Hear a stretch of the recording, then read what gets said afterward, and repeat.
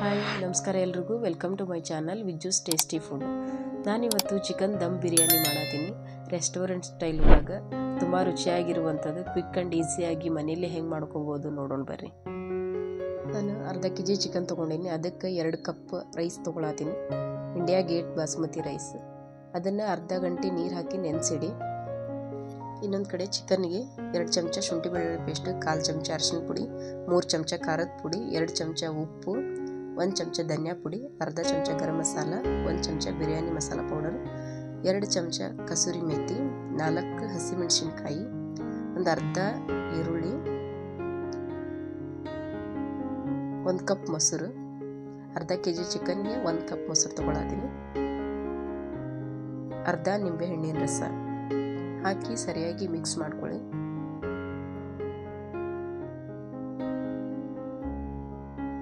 ಮೊಸರು ಅದ್ರ ಜೊತೆಗೆ ಚೆನ್ನಾಗಿ ಮಿಕ್ಸ್ ಆಗಬೇಕು, ಇಲ್ಲ ಅಂದರೆ ಗ್ರೇವಿ ಸರಿಯಾಗಿ ಬರೋದಿಲ್ಲ, ಒಡಕಾಗಿ ಬರ್ತೈತಿ.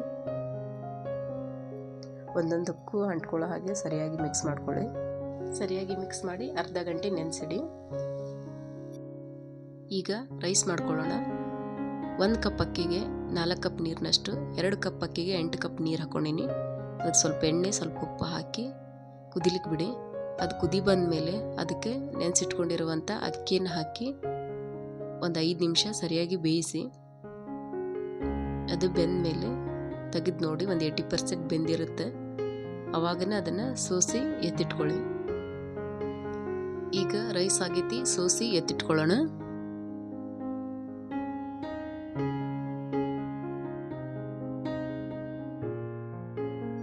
ಈಗ ಒಂದು ಪಾತ್ರೆಗೆ ಸ್ವಲ್ಪ ಎಣ್ಣೆ ಹಾಕಿ ಅದಕ್ಕೆ ಉದ್ದಕ್ಕೆ ಹೆಚ್ಚಿಟ್ಕೊಂಡಿರುವಂಥ ಈರುಳ್ಳಿನ ಹಾಕ್ತಾ ಇದ್ದೀನಿ.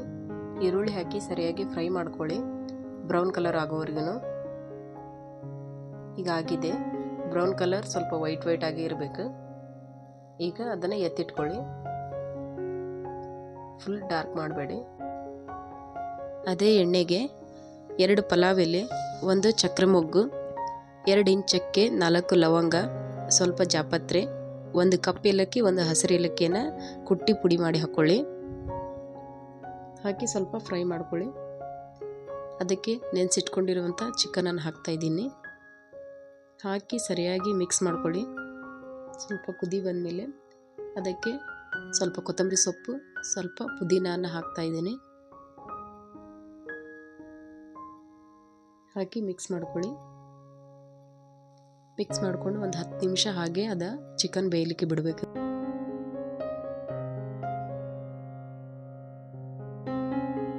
ಚಿಕನ್ ಸರಿಯಾಗಿ ಬೆಂದ ಮೇಲೆ ಅದಕ್ಕೆ ಮಾಡಿಟ್ಕೊಂಡಿರುವಂಥ ರೈಸನ್ನು ಹಾಕಿ ಅದ್ರ ಮೇಲೆ ಹುರಿದಿಟ್ಕೊಂಡಿರುವಂಥ ಈರುಳ್ಳಿಯನ್ನು ಹಾಕ್ತಾ ಇದ್ದೀನಿ. ಅದಕ್ಕೆ 2 ಸ್ಪೂನ್ ತುಪ್ಪವನ್ನು ಹಾಕಿ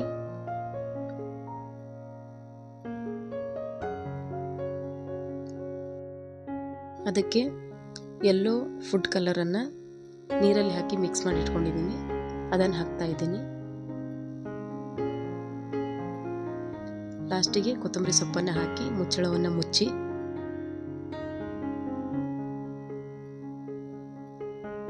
ಗ್ಯಾಸಿನ ಮೇಲೆ 1 ಕಬ್ಬಿಣದ ತವ ಇಟ್ಟು ಅದರ ಮೇಲೆ ಈ ಪಾತ್ರೆಯನ್ನು ಇಡಿ.